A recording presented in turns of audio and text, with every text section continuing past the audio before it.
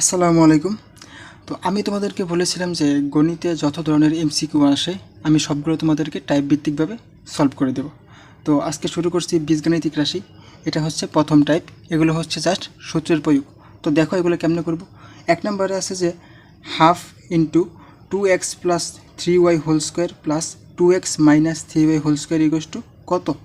তো দেখো আমরা এরকম একটা সূত্র জানি না, a plus B whole square plus A minus B whole square সমান সমান 2 into A square plus B square.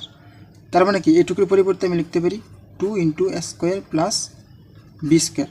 তো এখন তাহলে তুমি দেখো যে এ আর বি এর পরিবর্তে এখানে কি আছে 2x আর এখানে আছে 3y।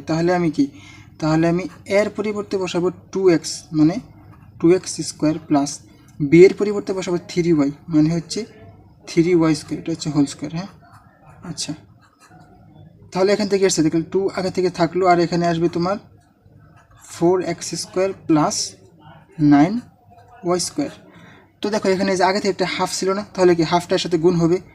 তাহলে হাফ যদি গুণ হয় তাহলে কী হবে, তাহলে দেখো যে এই দুই আর যদি কাটা যাবে থাকবে just 4x square plus 9y square.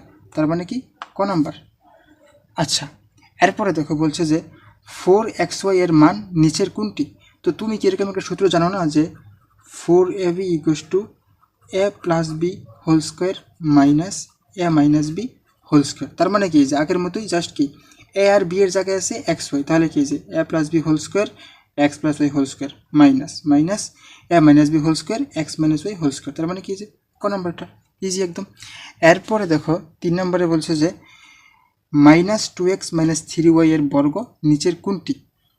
তো তোমরা তো বড় করছো তাই না, এই যে একটা সূত্র পাইছো না এরকম যে A plus B whole square equals to A square plus 2ab plus B square.